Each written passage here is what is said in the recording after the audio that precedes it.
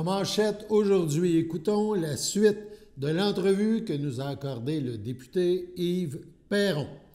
Bonjour à tous et bienvenue à votre bulletin d'information diffusé sur les ondes de CTRB, votre télévision locale et régionale. Aujourd'hui, le 3 juillet, Alain Belle-Humeur, au Pépitre.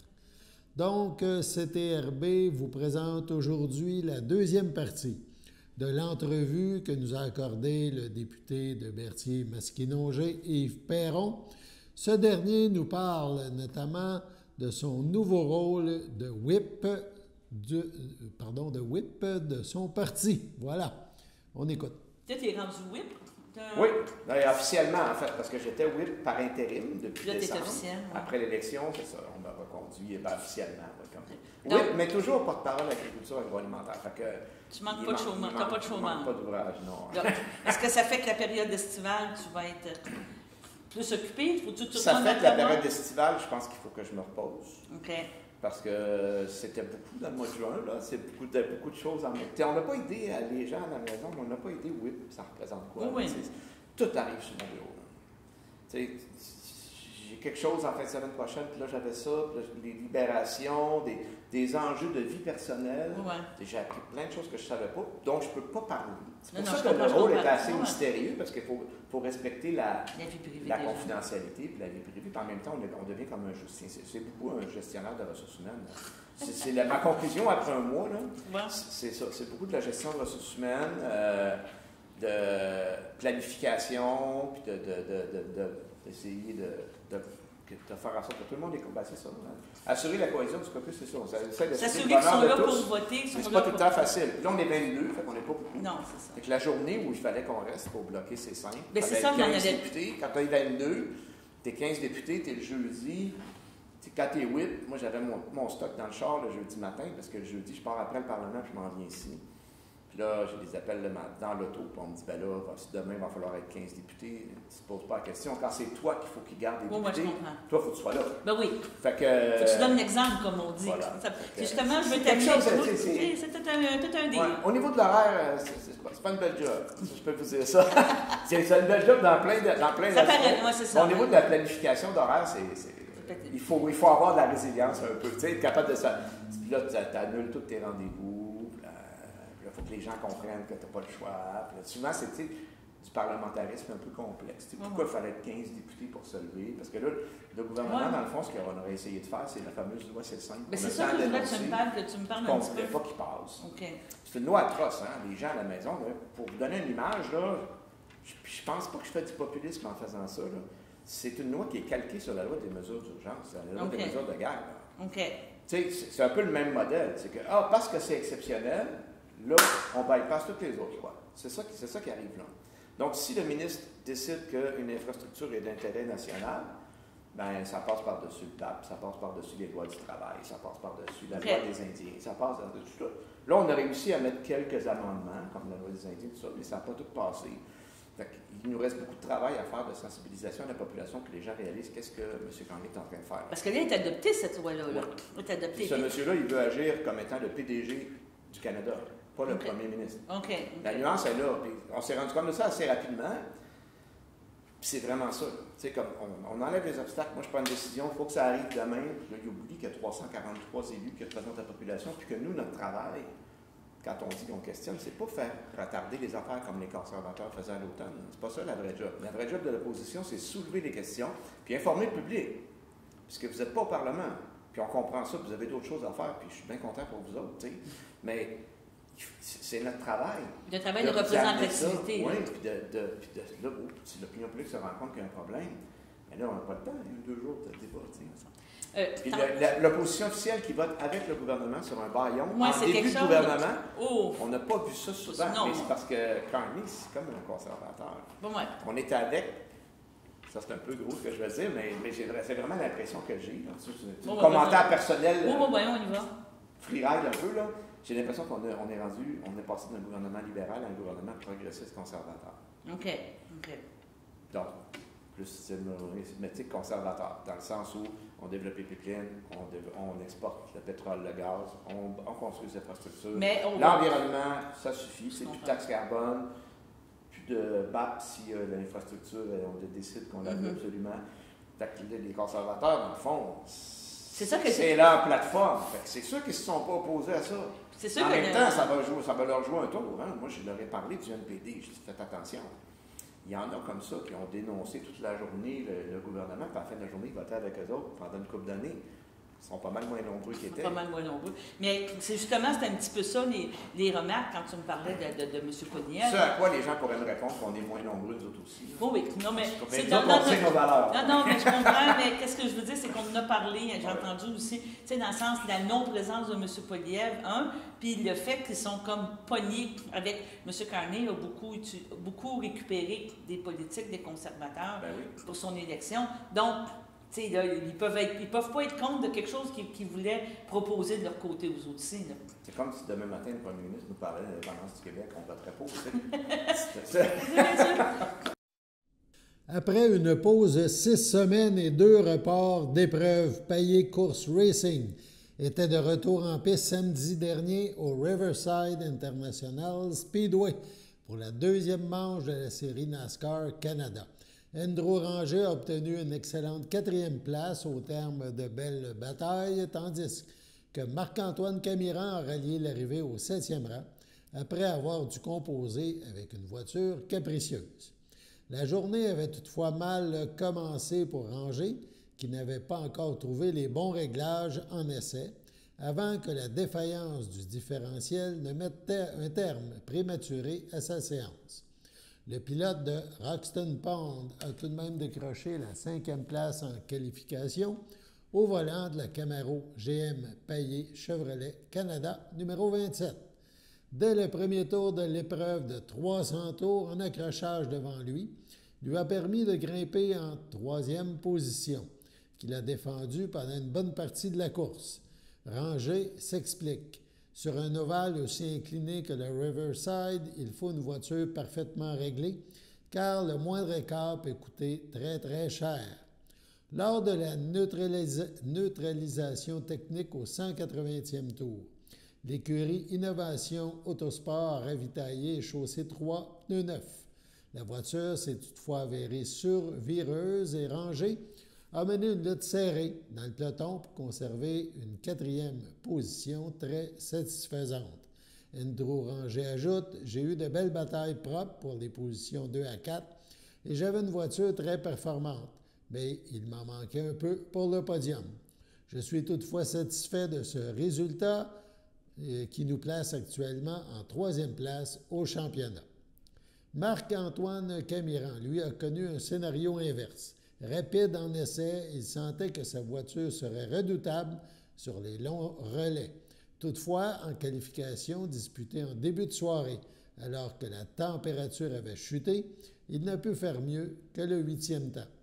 Dès le départ, sa Camaro GM Payet Chevrolet Canada numéro 96 s'est montrée très survireuse. Il est parvenu à s'accrocher dans le top 10, mais un premier arrêt au puits pour ajustement n'a pas permis de corriger la situation. Une longue séquence sous le drapeau vert lui a ensuite coûté un tour. Avec un peu moins de 120 tours de la fin, l'équipe Camiran Performance a pu monter 3 pneus neufs et ajuster davantage la voiture qui s'est révélée ensuite parmi les plus rapides en piste. Camiran mentionne « Malheureusement, le mal était fait car nous étions déjà un tour derrière le meneur. J'ai tout donné pour être le premier retardataire et espérer une neutralisation qui m'aurait permis de récupérer le tour. Mais elle n'est jamais venue. Ce n'était pas la soirée qu'on espérait, mais cette remontée démontre notre résilience. Une 7e place dans ces circonstances est satisfaisant, surtout qu'on reste bien placé au championnat. » De la piste la plus à l'est du calendrier NASCAR Canada, Payet Course Racing se dirige maintenant plus à l'ouest. Andrew Ranger et Marc-Antoine Camiran seront en piste samedi 12 juillet au Edmonton International Raceway en Alberta pour le début de la tournée dans l'Ouest canadien. Sur ce, allons à la pause.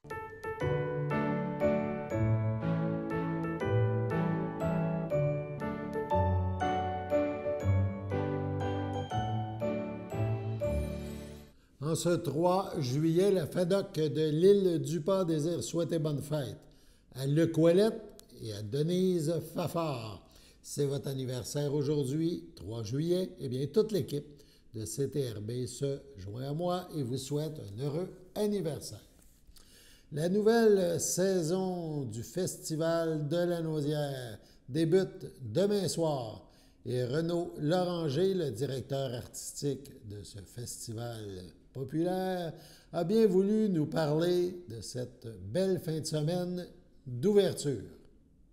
Bonjour Renaud, ça va bien? Bonjour Daniel, bien, ça va très bien. Tu es de retour au Québec. Absolument. On te prend, je veux dire en plein décalage, mais... Un petit peu. Un petit peu, quand même. Mais juste à temps pour le festival. C'est ça, parce que là, on est mercredi, on commence vendredi. Exactement. La fébrilité, ça va bien? Comment oui, tu te sens? Bien, comme je viens d'arriver, j'ai le temps de m'imprégner encore voiture. On est à l'amphithéâtre où on va se retrouver en fin de semaine. J'ai toujours l'impression, quand je reviens, de ne pas être parti. C'est comme si j'étais... Bon, peut-être que j'ai pris quelques jours de congé, mais c'est très remarquable. Puis là, bien, tout le monde s'affaire. Là, ça paraît pas parce que évidemment, c'est calme ici, mais tout le monde s'affaire à la préparation pour la fin de semaine, mais surtout pour vendredi, qui est le concert d'ouverture. Puis je pense que ça va être grandiose. Okay. Donc, on va parler encore de la programmation. Là, vraiment, tu laisses ton empreinte. Ça fait quand même quelques années. Bien sûr. Tu avais à créer les contacts, créer des choix. Mais là, cette année, tu commences vraiment à avoir une emprise, une empreinte vraiment importante. Bien, je trouve que oui, je trouve qu'on s'est rapproché beaucoup de ce que l'idéal du festival peut être. Puis c'est aussi que, comme on s'est dit certainement, après la pandémie, ça a pris un certain temps à réinstaller les choses, à retrouver un peu le rythme, à retrouver une aire d'aller pour tout le monde. Là, en fin de semaine, on va avoir l'Orchestre symphonique de Montréal 2 fois avec Raphaël Payaré. Vendredi, Carmina Burana. Oui. J'allais dire grand incontournable. Ce qui est intéressant, par contre, de noter, c'est que ça fait quand même plusieurs années que Carmina n'a pas été donnée ici. Ça remonte à 2012. Oh. Donc, on ne peut pas non plus dire qu'on présente seulement les morceaux les plus populaires tout le temps. Il faut les faire, évidemment. Carmina fait partie de ceux-là. Évidemment, c'est spectaculaire. Grand orchestre, chœur sur scène, 3 chanteurs solistes, etc. Mais on les fait une fois de temps en temps dans le bon contexte, avec les bonnes, personnes. Exactement. 8e symphonie de Bruckner, samedi soir, toujours avec l'OSM et Raphaël Payaré. Et dimanche après-midi, on retrouve Leonardo Garcia Alarcón, qui était venu nous faire un superbe Orphée de Monteverdi en 2023. Mm-hmm. Et là, toujours chez Monteverdi, avec le couronnement de Popée, donc un autre opéra, 3e et dernier opéra de Monteverdi. Ça avait été un triomphe absolu en 2023, donc on s'attend à ce que la magie opère à nouveau. Donc, tu fais ça, wow, tu fais ça. Ah ben absolument, absolument. Tu veux mettre faire un gros coup pour l'envoi. Bien sûr. Puis vendredi soir, évidemment, avec Carmina Burana, c'est exactement ça. Je veux dire, il nous reste quelques places, là. Si vous avez des auditeurs qui veulent venir nous voir, il reste quelques places quand même pour vendredi. Ça vaut la peine de vérifier. Mais ça va être très, très bien rempli, sinon complet. On s'attend à ce qu'il fasse beau aussi, évidemment. Mais non seulement c'est le côté spectaculaire d'une pièce comme Carmina Burana, qu'on connaît à cause du fameux chœur au Fortuna, qui dure à peu près 1 minute, mais la pièce elle-même, l'œuvre elle-même, dure plus de 50 minutes. Donc, il y a toute une kyrielle d'émotions qui vient avec ça. Puis, on a non seulement Carmina, mais on a aussi, en première partie, un grand pianiste, Kirill Gerstein, qui va jouer les variations Paganini de Rachmaninoff. Et en ouverture, évidemment, j'ai envie de dire, une espèce de petit chapeau qu'on met par-dessus, une pièce contemporaine d'une compositrice russo-américaine, Lera Auerbach, qui s'intitule Icare. Donc, on a, en fait, si tu veux, quand on passe, là, on a Icare. Icare, c'est une figure de la mythologie qui voulait voler pour se rapprocher du soleil, pour se rapprocher de Dieu ou d'être Dieu lui-même. On a cette espèce d'utopie-là. Après, on a, avec Paganini, l'artiste qui n'a pas le choix d'être sur la Terre, qui est un peu diabolique, le contraire de tout ça. Puis finalement, il nous reste quoi? Bien, il nous reste Carmina Burana, il nous reste la vie elle-même, la description de la vie, de toutes les passions humaines sur la Terre. C'est passionnant, tout ça. Oui. C'est passionnant. Puis tout le monde peut en profiter, encore une fois. Tu sais, quand je te dis, il reste des places ici à l'amphi, en bas, mais évidemment, il y a la pelouse. C'est pas très cher. C'est gratuit pour les jeunes, pour les enfants jusqu'à 17 ans. C'est pensé pour les familles aussi. Puis pour les gens de la région, en plus de venir, tu sais, de se déplacer, de ne pas être obligé d'aller très loin, puis de profiter d'une belle soirée à l'amphithéâtre, ben oui, c'est ça. On parle de la 48e édition, c'est quand même déjà, quelque chose. Là, là. Ça ne nous rajeunit pas. Ben en tout cas, moi, dans mon cas, ça ne me rajeunit pas. Moi, je me souviens même très bien de la 25e en 2002. Je me souviens des quelques éditions précédentes, puis même quelques-unes des années 90 aussi. Donc, évidemment, le temps passe. Mais on fait quelque chose de bien avec ce festival-là. Puis je me permets de le dire objectivement. Oui. C'est un beau festival. Puis je pense qu'il appartient aux gens de la région. Il est véritablement international. Il jouit d'une grande reconnaissance un peu partout dans le monde.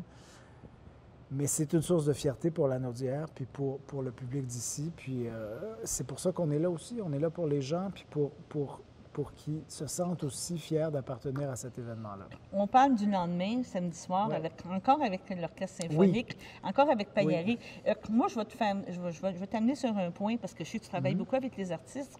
C'est qu'il faut être en forme, il faut être des athlètes, faire 2 soirs de fil avec la chaleur. C'est pas parce qu'on veut qu'il fasse chaud, mais on veut qu'il fasse bien. Il va quand même faire chaud. Il va faire chaud. Non, mais tu comprends, l'année passée, beaucoup d'humidité, beaucoup de chaleur, tout ça. C'est exigeant pour les musiciens. Bien sûr. Sur le plan physique, sur le plan psychique aussi, tout à fait. Ouais.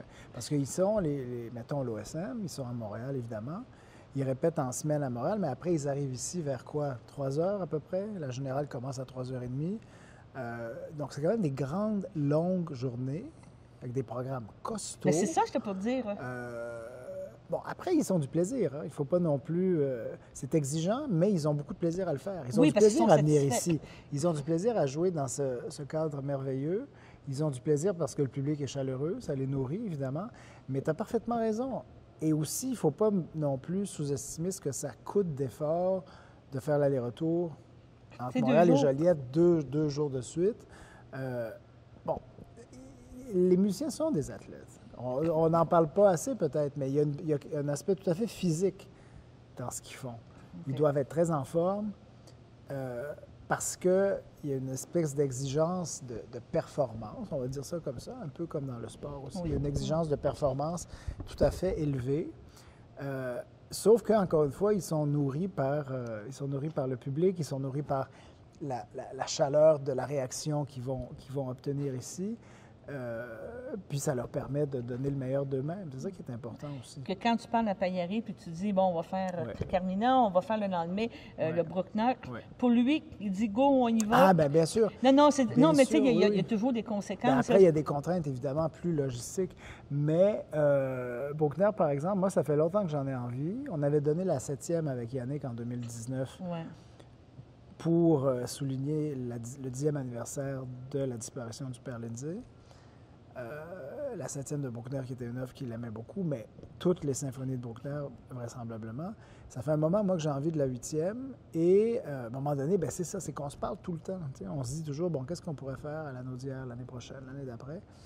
On échange sur des œuvres qui nous intéressent. Puis à un moment donné, on trouve aussi dans le contexte de ce qu'on fait dans l'ensemble de la saison, parce qu'il faut trouver une sorte d'équilibre aussi, de fil conducteur. Bien là, on trouve le morceau intéressant, puis on se dit, OK, go, c'est ça qu'on fait.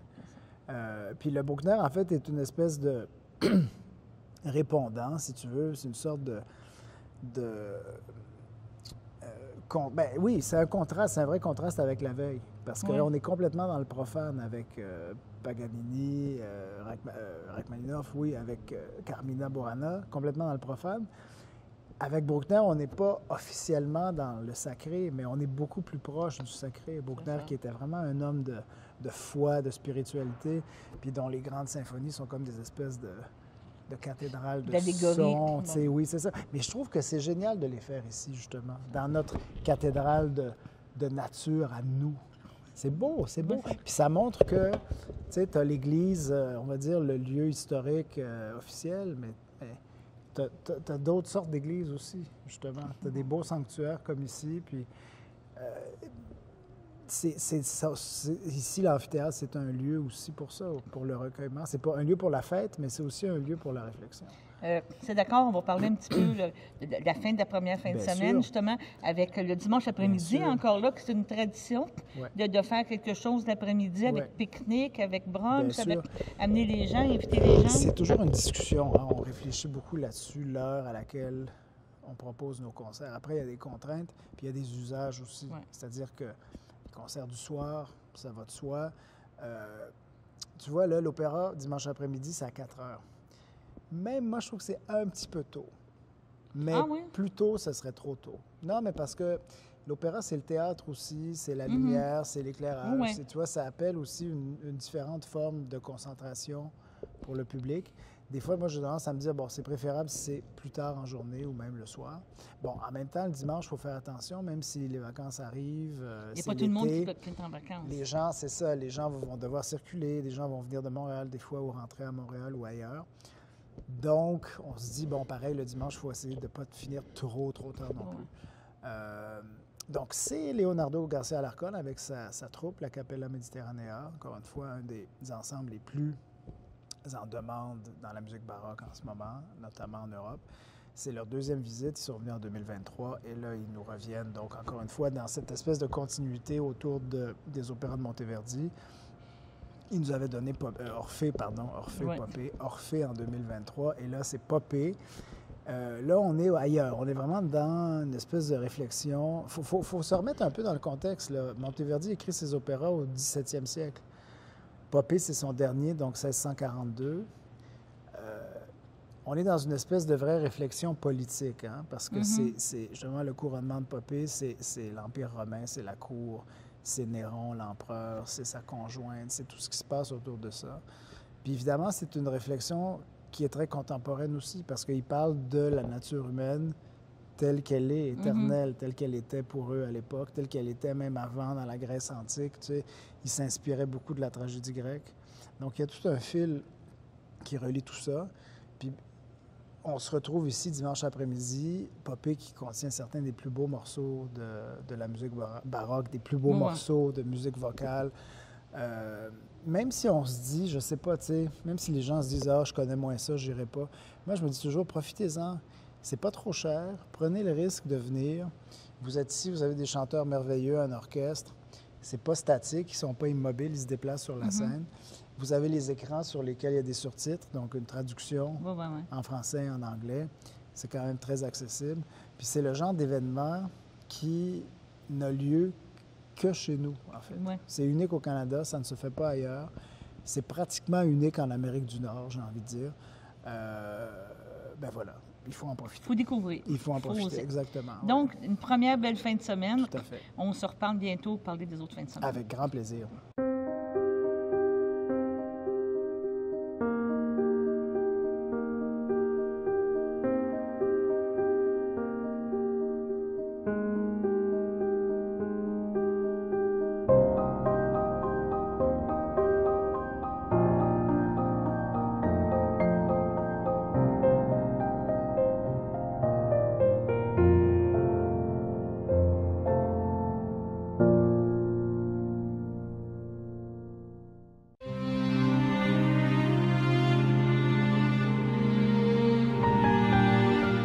Au CHDL de Saint-Charles-Borromée, le 22 juin dernier, à l'aube de ses 71 ans, est décédée Mme Solange Dubois, épouse de Rénal Caillé, demeurant à la Visitation de l'île du Pas.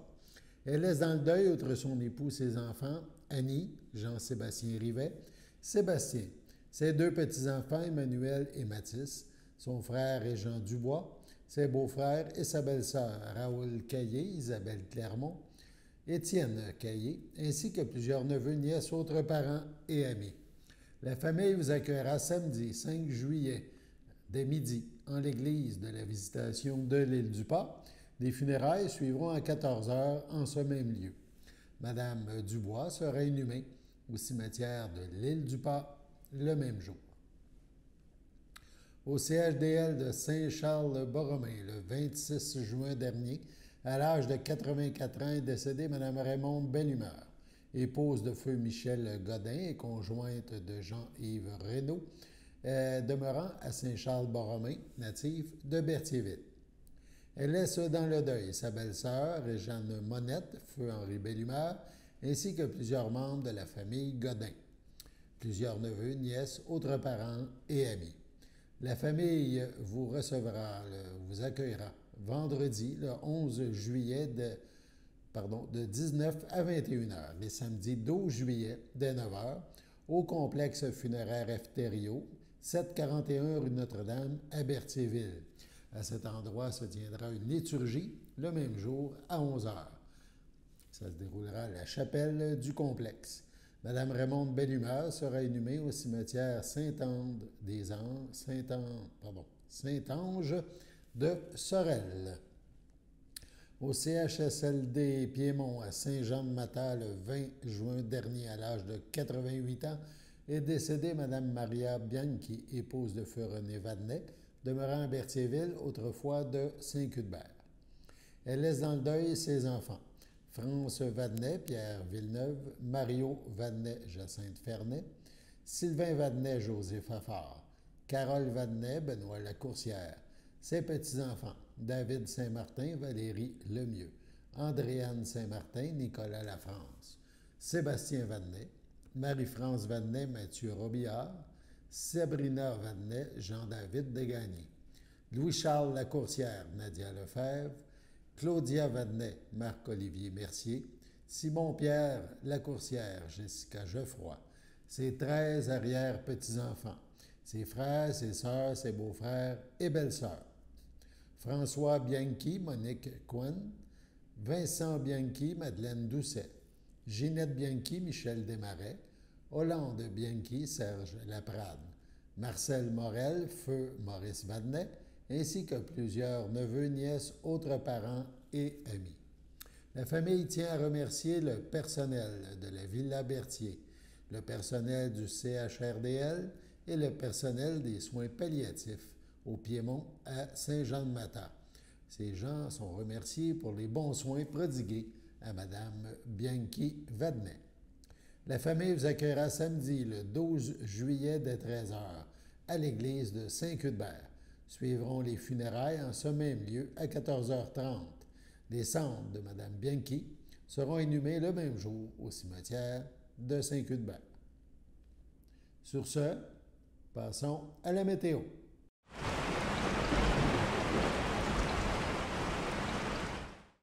Bienvenue à votre météo avec Théo. Aujourd'hui, jeudi soir, il y aura une température de 19 en ressenti de 20 ainsi que des risques d'orage fort avec 1 mm de pluie.